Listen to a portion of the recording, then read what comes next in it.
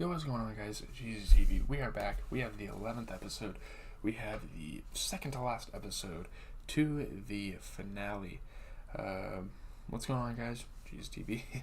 I think I said that already, but yeah, let's get into it. We'll talk about what happened in this episode. Maybe give some thoughts at the end. Usually I'm just talking about what happened and my thoughts on how these happened. So we start off the episode coming off the last episode where Dexter is trapped in the trunk of a car with his hands taped behind him. And at first he thinks, oh, he's going to die. And it was probably either George King or Miguel that kidnapped him.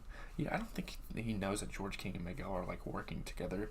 But he gets kidnapped. I don't know why they did this to him. I mean, I guess they don't know his past. They don't know, like, what he's been doing his whole life. But they don't know his secrets.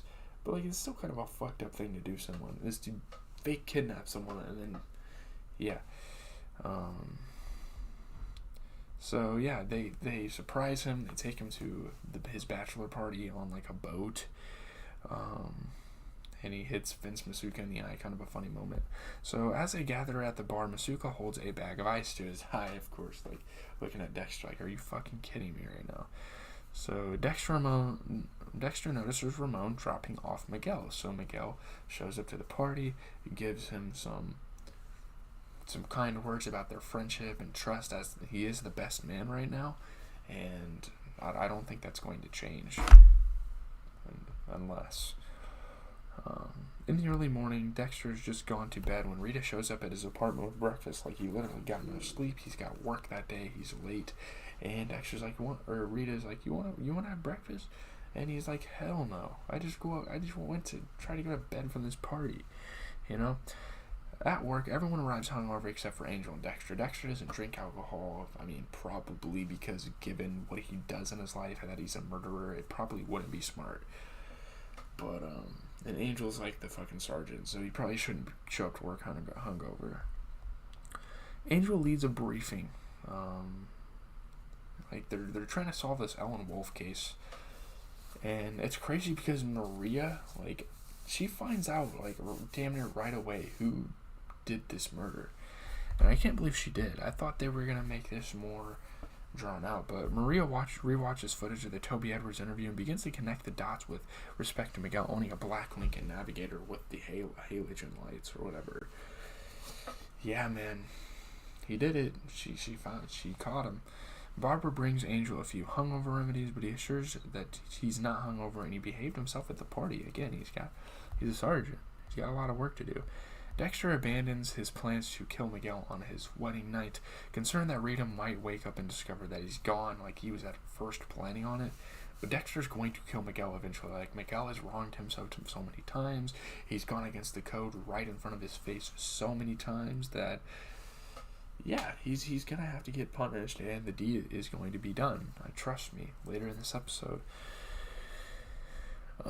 The still emotional Deborah interviews Anton, who tells her that his official statement doesn't capture the horror of the experience. He can't really put it into words. Like, he went through so much with the Skinner that he doesn't even really want to talk about it. And it's a very understandable thing. And I mean, maybe he's just doing this to find sympathy and to get Deborah to, like, love him again or whatever, because their relationship kind of ended not so well. But yeah.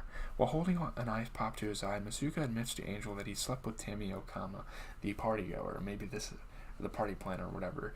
Maybe this isn't as important a part of the storyline as you guys would think, but I think it's awesome. I love that Miss Masuka slept with this girl because they were getting, like, flirtatious an episode or two ago, and I think it's hilarious that they included that. Dexter begins to follow Miguel, who is now staying at a 5-star hotel. He's trying to catch him at his bad spot. He's trying to find, like, a vantage point to which he could park his car and, carry out his plans to kill Miguel. Deborah and Quinn return to King's skinning hideout to maybe find some. They're returning to the crime scene to try to find some clues, and then they realize he's been using this payphone. That's why he took Anton's cash, so he could use it to use the payphone and to call people and get him out of there, and for hospitality reasons and for cab services and whatnot. Maria has Miguel over for dinner, which they cook together. So, like, at first, all is going well with them right now. Like, they're, like, getting romantic with each other. They're kind of getting flirtatious. They're giggling at each other. But then Marie says she has to go get the beers out of her car. She left them in there on purpose, probably, so she could take like the what do they call that tape where you, maybe she's just taking tape and getting like hairs in his car. She's like patting his trunk. She doesn't close the trunk all the way, which was like a big mistake on her part. And Dexter is there the whole time, like spying out, making sure that Miguel doesn't kill Marie, because Dexter knows that that could possibly be his next course of action, especially with Marie like kind of picking up on the fact that Miguel could have murdered someone. Maria talks, or it's not Marie, it's Maria. Sorry, LaGuerta. Maria talks privately with Dexter and asks him to test some hair and fiber evidence, and Dexter knows exactly where this is from, and he can't believe. I mean, I think this is the first time that Dexter is learning that Maria is picking up on the fact that she's picking up on the fact that Miguel is a murderer. So at Miguel's hotel, having just showered, Miguel hears his laptop beeping, and he figures out that, and obviously Maria gives Dexter her like authorization code, and he's obviously a district attorney, so he can see all the activity happening, and he sees that Maria LaGuerta, Dexter, posed as Maria LaGuerta, has broken in to evidence, and they have evidence for Ellen Wolf's murder, and it's probably going to go against him, let's be honest. George King's payphone records come back. You know, he calls clients, workers, he gets food, and yeah, he's also calling people to like try to get them to try to landscape for them so he can like hide away and lay low at their house. So yeah, they kind of know exactly where he's at. They're gonna go check it out. Angel tells Masuka that Tammy Okama has a record. She ran her car into someone out of anger, and yeah, maybe she's vulnerable, so maybe Masuka can use this to his advantage. Dexter matches one of the hairs from Miguel's SUV to Ellen, so the DNA results come through. Yes, Ellen Wolf's hair was found in Miguel's car, so yeah, in his trunk, matter of fact. So yeah, he murdered her. Everyone, like, him and Marie know this. Still excited by Tammy, Masuka asks Dexter if he can bring her to the wedding as a +1. I mean, good for Masuka. Deborah and Quinn go to the vacant house and find a quasi-jungle in the backyard. It's like a perfect place for like a landscaping man to lay low and hide. And so they find him, they find him, and they're chasing him, and they tackle him, and they think they detained him, but he like sliced Quinn on his forehead, like on the side of his head. Yeah. So yeah, they try to get helicopters up in the air. They're getting ambulance, and yeah, while Dexter's away from his office, Maria finds his hair analysis report. Like, she takes it from his office. She's being a little nosy because Dexter was trying to stall her out. He was trying to give Miguel the benefit of the doubt. Because the second that Maria finds that Miguel has killed Ellen Wolf, he's going to have to kill him. Like, Dexter's going to have to kill Miguel. Dexter again decides to copy the Skinner's MO when he kills Miguel to make it look like the Skinner did it.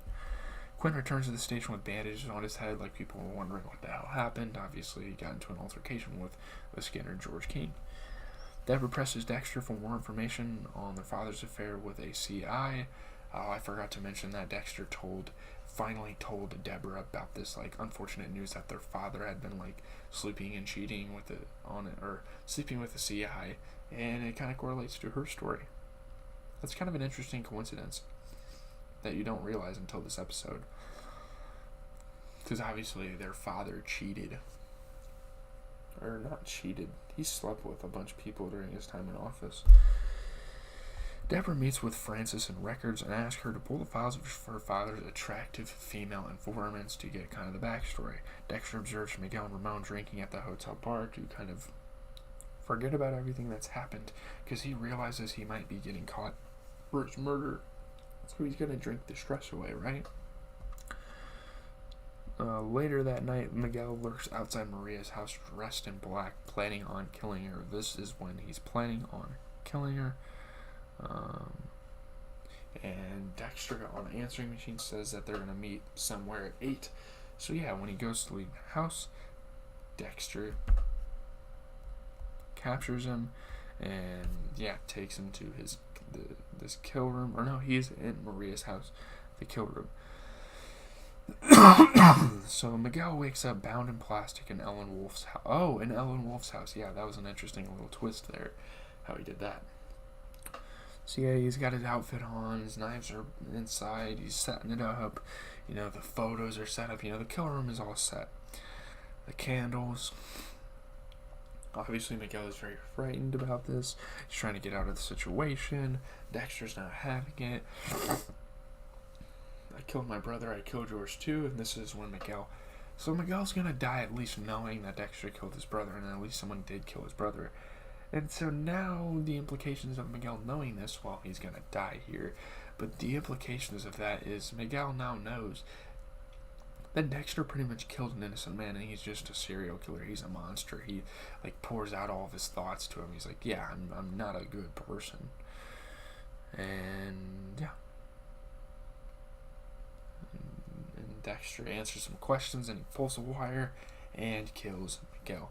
So Miguel has died, and yeah, that's how this episode ends. I think he dies. I'm pretty sure he's dead. Maybe he'll let him go. I doubt it. I think his body went limp. I think we saw it. But Miguel was a pretty decent character. He lasted for 11 episodes in this season. He was mainly a season 3 character. Now it's time to see how they're going to end this season. It's very interesting, they decided to do this in the 11th episode, in the penultimate episode. There's got to be bigger things moving forward, which I'll be watching the episode tomorrow, so I'm really excited. But right after this video, I'm going to have to get going on some Walking Dead and Breaking Bad. And then I gotta do some homework throughout the day. I think 2K just dropped some grinds to do for the Russell Westbrook card, so I don't think I'm gonna stream that. Maybe I could do the broadcast thing, where I don't show my face. Maybe I could start doing that because my Elgato's kind of being weird right now. But have a good rest of your day, guys. I am out. Have a wonderful